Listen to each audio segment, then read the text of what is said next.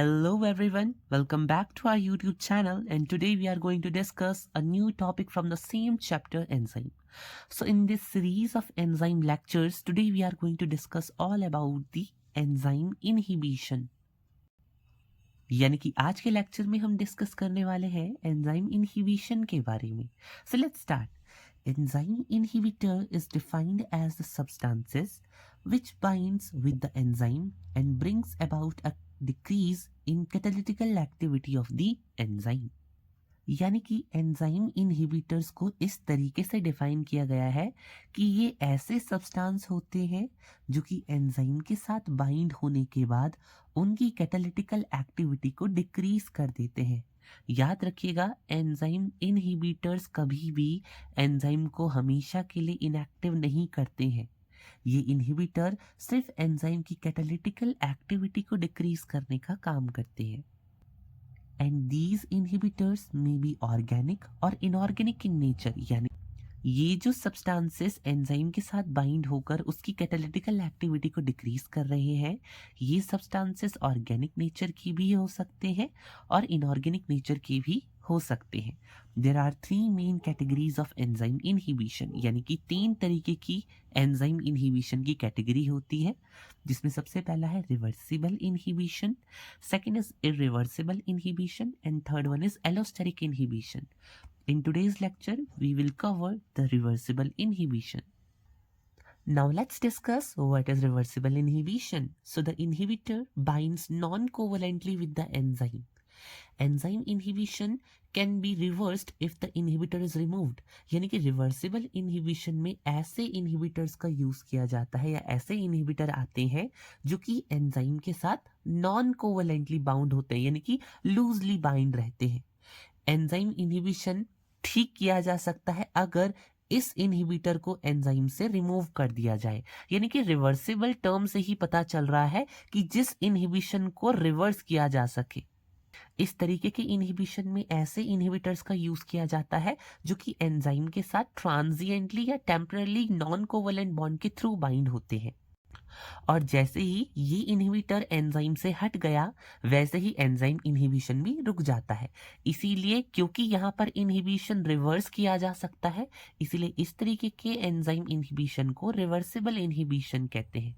Now remember, there are 2 main types of the reversible inhibition. First of all the competitive inhibition and second one is non competitive inhibition. So let's discuss first what is competitive inhibition. So what is competitive inhibition?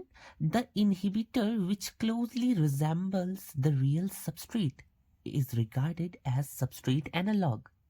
यानी कि competitive inhibition में ऐसे inhibitors आते हैं जो कि actual enzyme के substrate के साथ स्ट्रक्चरल रिजेम्बलेंस शो करते हैं. यानी कि इस तरीके के कॉम्पिटिटिव इनहिबिशन में आपका जो इनहिबिटर है वो सबस्ट्रेट की तरह क्लोजली रिजेम्बल कर रहा है, यानी कि सबस्ट्रेट की तरह ही दिखाई दे रहा है.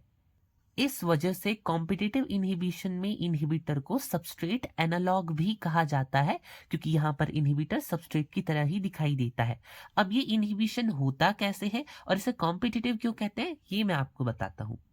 So, inhibitor competes with the substrate and binds on the active site of the enzyme but don't undergo any catalysis. यानी कि यहाँ पर क्योंकि इनहिबिटर और सबस्ट्रेट दोनों एक दूसरे से स्ट्रक्चरल रिजेम्बलेंस शो करते हैं, तो यहाँ पर इनहिबिटर सबस्ट्रेट से compete कर रहा है, उससे कंपटीशन कर रहा है कि कौन पहले जाकर एंजाइम की एक्टिव साइट पर बाइंड हो जाएगा. अगर इनहिबिटर सबस्ट्रेट से पहले एंजाइम की एक्टिव साइट पर जाकर बाइंड हो गया, तो बाइंडिंग होने के बावजूद भी ये इनहिबिटर एंजाइम की प्रेजेंस में कैटालिसिस में नहीं जा सकता, क्योंकि ये एक्चुअल सबस्ट्रेट है ही नहीं, ये तो सबस्ट्रेट एनालॉग है, सबस्ट्रेट की जैसा सिर्फ दिखता है.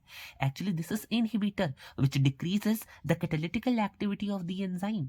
जिसकी वजह से होगा क्या, as long as competitive inhibitor holds the active site of the enzyme, enzyme is not available for substrate to bind. यानी कि जब तक आपका ये कॉम्पिटिटिव इनहिबिटर एंजाइम की एक्टिव साइट को पकड़ कर रखेगा या उससे बाइंड होकर रहेगा, तब तक एंजाइम अवेलेबल नहीं हो पाएगा सबस्ट्रेट से बाइंड करने के लिए और सबस्ट्रेट का कैटालिसिस करवाने के लिए. चलिए इसे डायग्रामेटिकली समझते हैं। For example this is your enzyme और जिस साइट पर सबस्ट्रेट आकर बाइंड होने वाला है वो है एंजाइम की एक्टिव साइट। अब ये था आपका एक्चुअल सबस्ट्रेट और ये है आपका कॉम्पिटिटिव इनहिबिटर जो कि सबस्ट्रेट की तरह ही दिखाई दे रहा है। अब क्योंकि सबस्ट्रेट की तरह ही दिखाई दे रहा है तो सबस्ट्रेट और इस कॉम्पिटिटिव इनहिबिटर के बीच कंपटीशन होता है कि पहले कौन जाकर एक्टिव साइट पर बाइंड होगा। That is why this inhibitor is known as competitive inhibitor, क्योंकि ये कॉम्पिटिशन देता है सबस्ट्रेट को। अगर सबस्ट्रेट जाकर एंजाइम की एक्टिव साइट पर बाइंड होता तो बनता एंजाइम सबस्ट्रेट कॉम्प्लेक्स और तब एंजाइम सबस्ट्रेट का कैटालिसिस करवा पाता। लेकिन कॉम्पिटिटिव इनहिबिटर अगर एंजाइम की एक्टिव साइट पर जाकर बाइंड हो गया तो उसे कहते हैं एंजाइम इनहिबिटर कॉम्प्लेक्स। और अब ये इनहिबिटर एंजाइम की कैटालिटिकल एक्टिविटी को डिक्रीज कर देगा, जिसकी वजह से ना ही एंजाइम अपनी कैटालिटिकल एक्टिविटी को परफॉर्म कर सकता है और जब तक ये कॉम्पिटिटिव इनहिबिटर इस साइड से बाइंड हो रखा है तब तक आपका एक्चुअल सबस्ट्रेट यहाँ पर बाइंड नहीं हो सकता और उस सबस्ट्रेट का कैटालिसिस भी तब तक नहीं हो सकता। यही यहाँ पर लिखा है कि जब तक कॉम्पिटिटिव इनहिबिटर एक्टिव साइट पर बाइंडेड रहेगा तब तक आपका एंजाइम एक्चुअल सबस्ट्रेट से बाइंड होने के लिए अवेलेबल नहीं रहेगा। इसीलिए यहाँ पर एक फॉर्मूले के थ्रू भी मैंने आपको दिखाया है दैट अगर एंजाइम सबस्ट्रेट के साथ जाकर बाइंड होता तो एंजाइम सबस्ट्रेट कॉम्प्लेक्स बनता और एंजाइम सबस्ट्रेट कॉम्प्लेक्स बनने के बाद एंजाइम सबस्ट्रेट को कैटालिटिकल एक्टिविटी में भेज देता और अल्टीमेटली प्रोडक्ट बना देता, जिसके बाद एंजाइम और प्रोडक्ट अलग अलग हो जाते। लेकिन यहाँ पर क्योंकि एंजाइम इनहिबिटर से बाइंड हुआ है और एंजाइम इनहिबिटर कॉम्प्लेक्स बना है तो आगे कैटालिसिस हो ही नहीं सकता, क्योंकि इनहिबिटर्स का काम होता है एंजाइम की कैटालिटिकल एक्टिविटी को डिक्रीज करना। Remember degree of competitive inhibition depends on, ये जो डिग्री है कॉम्पिटिटिव इनहिबिशन की किस किस चीज पर डिपेंड करती है। पहला सबस्ट्रेट की कंसंट्रेशन पर, दूसरा इनहिबिटर की कंसंट्रेशन पर और तीसरा आखिर उनकी एंजाइम की तरफ कितनी एफिनिटी है। देखिए अगर सबस्ट्रेट की कंसंट्रेशन ज्यादा होती और इनहिबिटर कम होता तो सबस्ट्रेट एंजाइम के साथ जाकर पहले बाइंड होता, लेकिन अगर इनहिबिटर की कंसंट्रेशन सबस्ट्रेट से ज्यादा है तो इनहिबिटर पहले जाकर एंजाइम के साथ बाइंड होगा और अगर इनहिबिटर की सबस्ट्रेट के कंपैरेटिव एंजाइम से बाइंड होने की एफिनिटी ज्यादा है तो इनहिबिटर एंजाइम की एक्टिव साइट पर जाकर बाइंड होगा। सो इन सारी चीजों पर कॉम्पिटिटिव इनहिबिशन डिपेंड करता है। आई होप आपको कॉम्पिटिटिव इनहिबिशन समझ आया हो। Now let's move towards the non competitive inhibition. अब क्योंकि आप कॉम्पिटिटिव इनहिबिशन पढ़ चुके हो तो आपको समझ आ गया होगा कि कॉम्पिटिटिव इनहिबिशन को कॉम्पिटिटिव इसलिए कहा जा रहा था क्योंकि वहां पर सबस्ट्रेट और इनहिबिटर दोनों एक दूसरे से कंपीट कर रहे थे ताकि वो एक्टिव साइट ऑफ एंजाइम पर जाकर बाइंड हो सके। लेकिन ये नॉन कॉम्पिटिटिव है, यानी कि पर जो आपका सबस्ट्रेट और इनहिबिटर होगा उन दोनों के बीच कोई स्ट्रक्चरल रिजेम्बलेंस नहीं होगी। So here the inhibitor binds at a site other than active site on the enzyme surface, यानी कि यहाँ पर जो इनहिबिटर यूज किया जाता है नॉन कॉम्पिटिटिव इनहिबिशन में वो कभी भी एंजाइम की एक्टिव साइट पर जाकर बाइंड नहीं होता, वो एक्टिव साइट के अलावा एंजाइम के सरफेस पर किसी अदर साइट पर जाकर बाइंड हो जाता है। बाइंडिंग की वजह से होता क्या है, this binding impairs the enzyme function, और जैसे ही आपका इनहिबिटर एंजाइम की एक्टिव साइट को छोड़कर किसी दूसरी साइट पर जाकर बाइंड होगा तो इस बाइंडिंग की वजह से एंजाइम का फंक्शन इम्पेयर हो जाएगा, यानी कि इसकी वजह से इनहिबिटर के इन्फ्लुएंस में एंजाइम सबस्ट्रेट के साथ बाइंड तो हो सकता है क्योंकि एक्टिव साइट खाली है, तो सबस्ट्रेट से बाइंड तो हो सकता है लेकिन कैटालिसिस नहीं करवा सकता क्योंकि इस इनहिबिटर ने एंजाइम के फंक्शन को इम्पेयर कर दिया है।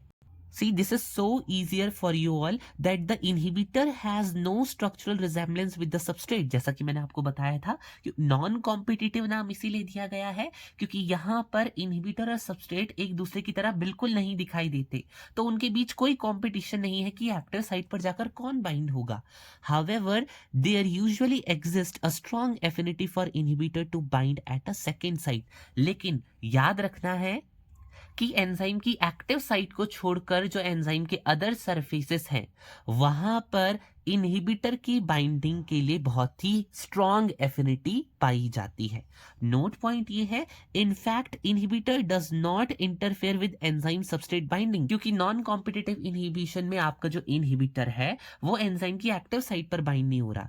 तो इसकी वजह से होगा क्या कि एंजाइम सबस्ट्रेट से बाइंड तो हो सकता है, लेकिन इनहिबिटर के अदर साइट पे बाइंड होने की वजह से वो अपनी फंक्शनैलिटी तो शो करता रहेगा। और इनहिबिटर का काम है, चाहे एंजाइम सबस्ट्रेट के साथ बाइंड हो ना हो, वो एंजाइम की कैटालिटिकल एक्टिविटी को डिक्रीज करने का काम करता ही करता है। But catalysis is prevented due to distortion in enzyme conformation, क्योंकि होता क्या है, जैसे ही आपका एंजाइम भले ही सबस्ट्रेट से बाइंड हो जाए, जैसे ही उसकी दूसरे सरफेस पर या दूसरी साइड पर आकर इनहिबिटर बाइंड होगा, वो एंजाइम के शेप को चेंज करना स्टार्ट करेगा। और जब एंजाइम का शेप चेंज होता है तो एंजाइम में जो एमाइनो एसिड का सीक्वेंस है वो भी चेंज होने लगता है। अल्टीमेटली एमाइनो एसिड का सीक्वेंस चेंज होने की वजह से एंजाइम की जो फंक्शनैलिटी है वो डिस्टॉर्ट होने लगती है, जिसकी वजह से उसकी कैटालिटिकल एक्टिविटी डिक्रीज होने लगती है। As you can see here, we can understand this with the help of diagram. This is your enzyme और एंजाइम के पास ये एक्टिव साइट है।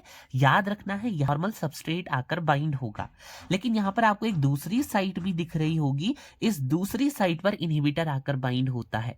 तो एंजाइम की एक्टिव साइट के अलावा जो दूसरी साइट होती है इनहिबिटर की बाइंडिंग के लिए, उस साइट को कहा जाता है allosteric site of the enzyme. As you can see, active site पर ये सबस्ट्रेट बाइंड होने वाला है, लेकिन इनहिबिटर जो है वो नॉन कॉम्पिटिटिव है। ये नॉन कॉम्पिटिटिव क्यों है? क्योंकि इसके और सबस्ट्रेट के बीच कोई भी स्ट्रक्चरल रिजेम्बलेंस नहीं है।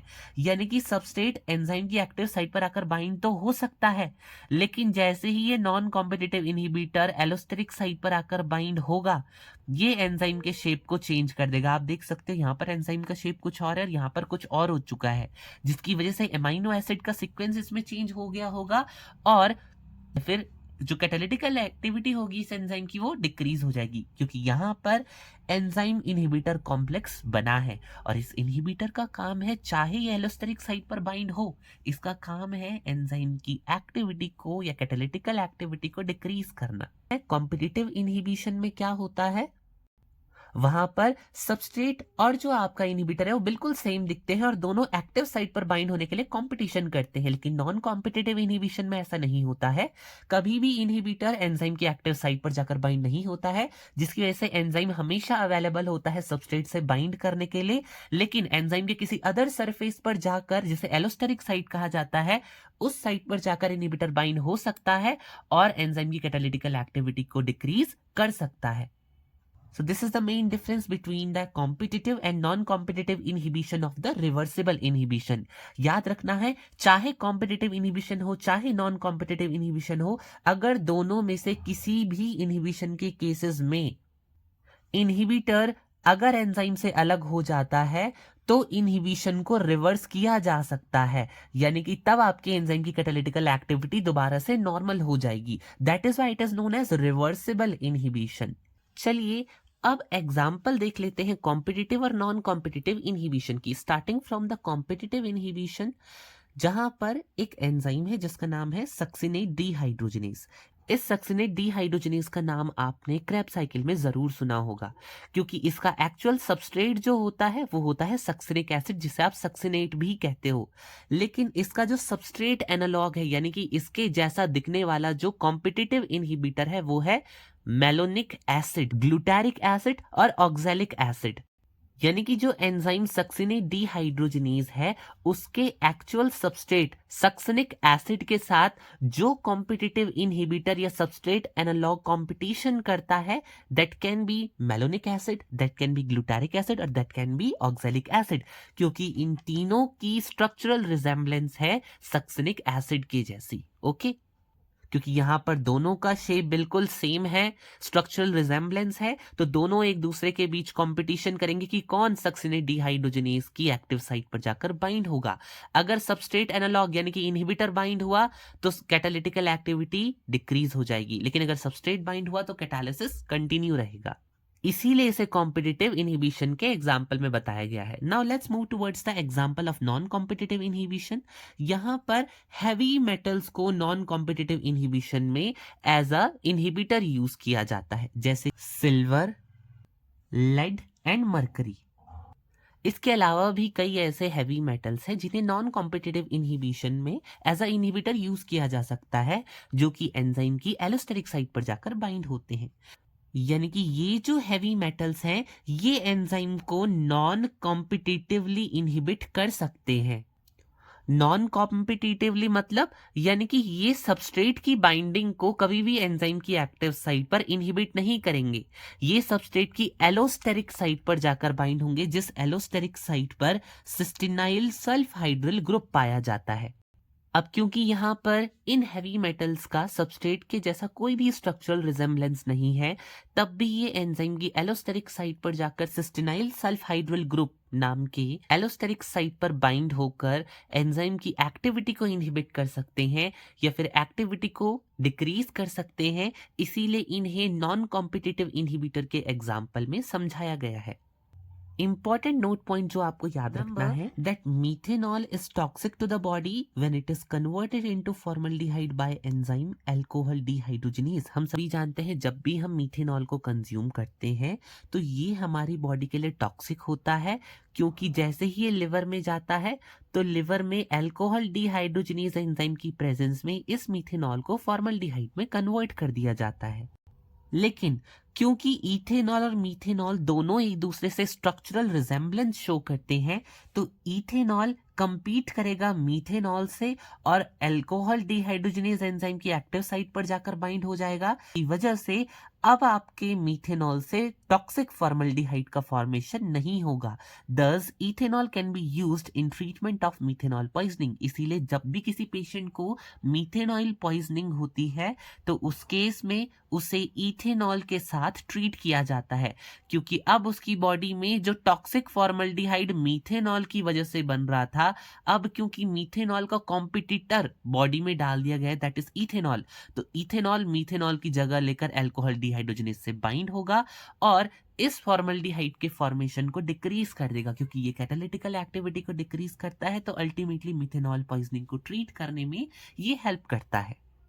I hope I'm clear up to this. Now, remember, heavy metals also lead to the formation of covalent bond with the carboxylic groups and histidine, often resulting in irreversible inhibition. याद रखिएगा, heavy metals भी कई बार enzyme के carboxylic group और histidine group से जाकर covalent bond बना सकते हैं, और कोवेलेंट बॉन्ड परमानेंट बॉन्ड होता है। अगर ऐसा कोई इनहिबिटर, हैवी मेटल्स जैसा कोई इनहिबिटर जो कि नॉन कॉम्पिटिटिव माना जाता है, अगर वो एंजाइम के कार्बोक्सिलिक ग्रुप या हिस्टिडीन ग्रुप पर कोवेलेंट बॉन्ड बना देता है, यानी कि वो उस एंजाइम के साथ परमानेंटली बाउंड हो चुका है और अब आपका वो एंजाइम हमेशा के लिए इनहिबिट हो जाएगा। यानी कि अब वो कभी भी सबस्ट्रेट से बाइंड करने के लिए अवेलेबल नहीं हो पाएगा, और इस तरीके से आपके heavy metals irreversible inhibition show कर सकते हैं। इरिवर्सिबल इनहिबिशन हम नेक्स्ट लेक्चर में डिस्कस करेंगे। ये एक ऐसा इनहिबिशन होता है जहां पर इनहिबिटर एंजाइम के साथ कोवेलेंट बॉन्ड के थ्रू बाइंड होता है। ये टॉक्सिन की तरह काम करता है एंजाइम के लिए और उसे इरिवर्सिबली इनएक्टिव कर देता है। आई होप आपको रिवर्सिबल इनहिबिशन समझ आया हो। अगर आपको कोई कंफ्यूजन हो तो कमेंट सेक्शन में ज़रूर पूछना। And this is all for today. अगर आपको वीडियो पसंद आया हो तो लाइक, शेयर एंड सब्सक्राइब करना मत भूलना। See you in the next lecture. Till then, keep learning, keep exploring, and always remember, biochemistry is the most interesting subject. Thank you so much.